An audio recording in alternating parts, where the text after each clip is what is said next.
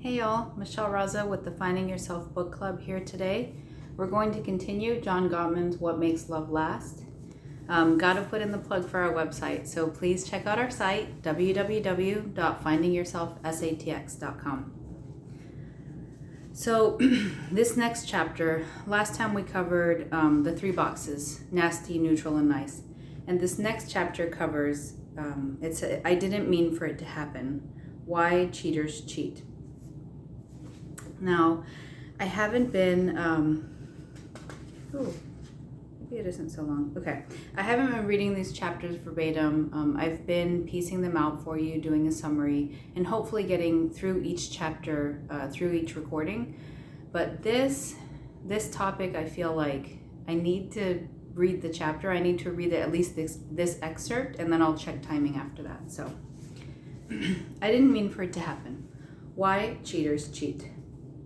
I can almost guarantee that whenever you happen to be reading this chapter, the gossip world will be abuzz with lurid details of a celebrity or a politician caught with those proverbial pants down. There are many reasons for our culture's fascination with high-profile strayers. But if your own world has been blown apart by an affair, or you fear that it might be, you are unlikely to care about the latest headline-making scandal or even statistics about how many other people share your misery. Instead, you want to know why and how it happened to you, whether your relationship is salvageable or should be saved, and if future infidelity is preventable. As painful as the circumstances may be, it is possible for a couple to recover from an affair, though it is not easy. Betrayal can be a red flag that calls attention to deficiencies in a relationship that led to at least one partner to feel lonely and devalued. Cheating is high risk and, let's face it, stupid approach to fostering change. But it is not impossible for it to lead to a stronger commitment if its causes are understood and addressed. No repair, however, is possible if the cheater is deemed an immoral monster. It is understandable for the victim to feel devastated and enraged. Yet, despite all of these sensational headlines, people who stray are not evil. When laboratory and clinical research analyze infidelity with dispassion, the relationship itself turns out to be the cause in most cases. It is rare for a partner to transform into a cheater overnight. He or she heads down the path unwittingly and at a slow, undetected pace. This is why so many affairs seem to come out of nowhere. Consider this couple, a composite of many I have studied at the Love Lab. When James married Marian, he was a successful photographer who supported her while she attended cooking school. When we fast forward 10 years, James's business has been hit hard by the rise of do-it-yourself digital photography, while Marian has just begun a new job as a top chef at a highly rated local restaurant. She is excited, but worries that she won't measure up. Whenever she confides her anxiety to James, he dismisses her concerns and tells her to be more positive and optimistic. That's the same advice he has always given himself. He thinks he's being supportive, but she perceives his words as dismissive and feels wounded. But she doesn't tell him. Meanwhile, although James acts proud of Marian's success, inside he's feeling great anxiety and self-doubt. The unexpected disparity in their career prospects and incomes triggers memories of his domineering mother, who belittled his father constantly. These fears are heightened because Marian is so busy working that it seems she isn't there for him.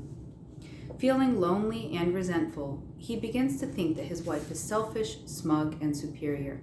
He imagines having a partner who would be more loving and supportive of his current struggle. James nurses his resentment and finds himself thinking a lot about one of his old girlfriends who admired him, a stark contrast to how he believes Marian perceives him these days. He shares none of these thoughts or feelings with his wife. Because they both remain silent about their discontent, James and Marian find themselves fuming inside and keeping their distance from each other. They are on their way toward absorbing negativity and distrust. It might be apparent to us that their relationship is in danger, but couples in this situation often do not perceive and acknowledge that they are in trouble. It's far easier for them to assume they are going through a bad patch. At this point, if asked, Marion and James would affirm their mutual love and support and balk at the notion that either of them would ever cheat, and they would both mean it. One rainy morning at the local coffee bar, a red-headed woman drops her umbrella on James's foot. She apologizes, he reassures her, and they commence one of those pleasant, superficial conversations not atypical of people waiting in line for lattes. When she leaves with her coffee, she flashes him a huge smile, which surprises him and also gives him quite a lift. The next day, he runs into her again, and they end up sitting at adjacent tables. They begin to chat, exchanging names. Hers is June, and the broad outline of their lives. She's a computer analyst and lives in the neighboring town. Like him, she is a fan of silent films. Also, she is single. James glances around as their conversation continues, but then relaxes. What could be more innocent than discussing similar interests with a person sitting at a table at the next table in a crowded coffee bar? Okay, he finds June attractive, but it's not the first time he's appreciated a woman other than his wife, and he hasn't come on to her. And besides, he's been sure to mention Marion more than once during their conversation. As weeks pass, James and June become coffee bar buddies. One morning, after he and Marion squabble, James finds he's less upset than usual because he's thinking of June. Without admitting it to himself, he begins to take extra care while shaving and combing his hair on the days he hopes to run into her. He always feels disappointed when she isn't there. Slowly, June divulges details of her life. She broke up with a guy last year when he got cold feet about marriage. She's been trying out some online dating sites, but hasn't met anybody normal. I can't believe that someone as gorgeous as you can't get a date, says James, and then blinks in embarrassment. Their friendship progresses when a Charlie Chaplin film festival opens at a local theater. Isn't it natural for him to suggest they go together? Marion is busy and hates silent movies anyway. So now, James and June exchange cell phone numbers and email addresses. Attending films together, and not just silent ones, becomes a frequent event. James still hasn't mentioned his new friend to Marion because she might misinterpret his intentions. That would lead to another big fight. In the interest of being considerate and avoiding conflict, James keeps what he considers a small secret. Besides, he thinks, he gets together with June only when his wife is working late, and June knows he's married. He convinces himself there's no harm in what he's doing. In time, James confides in June about his marital troubles. She proves an empathetic listener. She advises him to work out his issues with Marion and avoid the misery of divorce. She's been there. He also tells her something even Marion doesn't know. He's on the short list for a big job at an advertising agency. June expresses such interest and support that he keeps her informed about his subsequent interviews. When he loses out to another candidate, James is so devastated that even his distracted wife can tell something is wrong. When he confesses his disappointment, Marion says, "If you had told me about it, maybe I could have helped you prepare for the interview, and you wouldn't have blown it. Despite what you think, I do know a thing or two." "I don't need your help," he retorts. Another regrettable incident goes unrepaired. They both retreat and spend another silent evening in each other's company. The next day, when James gives June his bad news, she bolsters him with hugs and sympathy. He can't help but note the disparity between the validation she offers him and the lack of support he perceived from Marion. Unlike his wife, June isn't judgmental. She seems interested in his thoughts and ideas. When he shows her some of his photography, she gushes over his talent. It occurs to him that June offers him the respect and admiration he no longer feels from Marion. He admits what's been hovering on the edge of his consciousness for quite a while. June is a lot prettier and sexier and nicer to him than his wife. He fantasizes about how great life would be if he were married to her rather than Marion. These mutinous thoughts act on his feelings. He senses an increasing emotional gulf with his wife, pushes away his guilt, and replaces that emptiness with thoughts of June.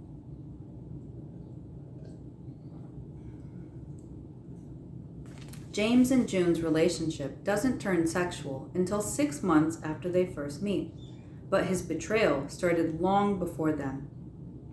It began even before he met June, with that first negative comparison he made between Marion and his old admiring girlfriend. Combined with this couple's tendency to turn away and not express their feelings to each other, that negative comparison began a cascade of events that led to his actual betrayal of his wife.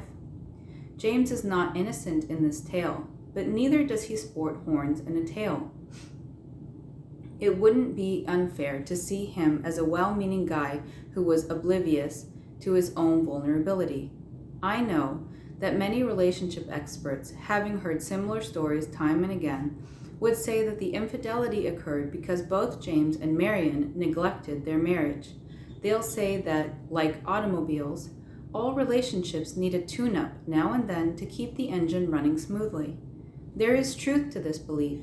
Even if you buy the car of your dreams, in 10 years it will be a miserable wreck if you don't maintain it.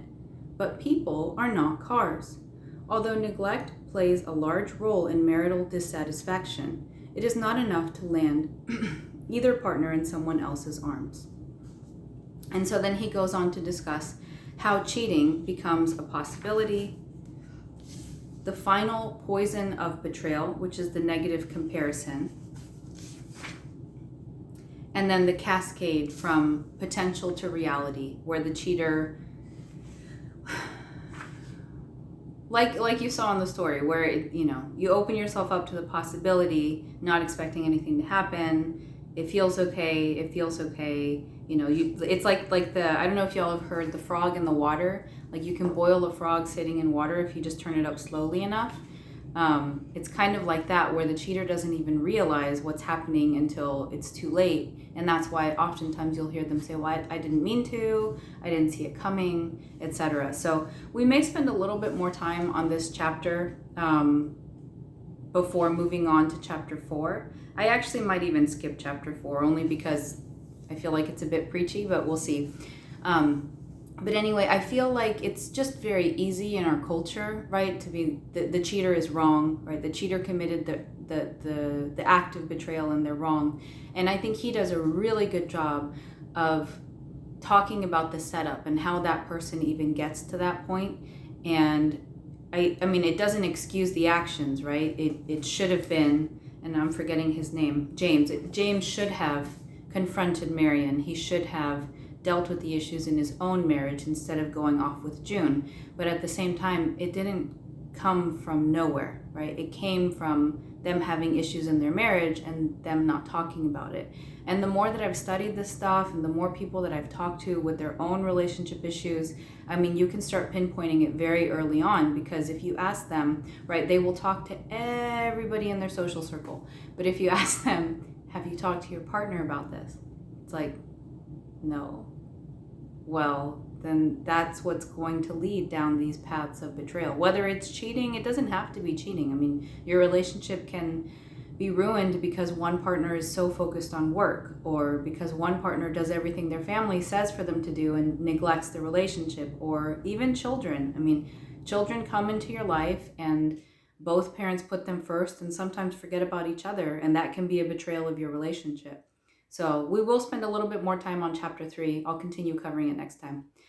Please check out our site, www.findingyourselfsatx.com. Thanks, y'all.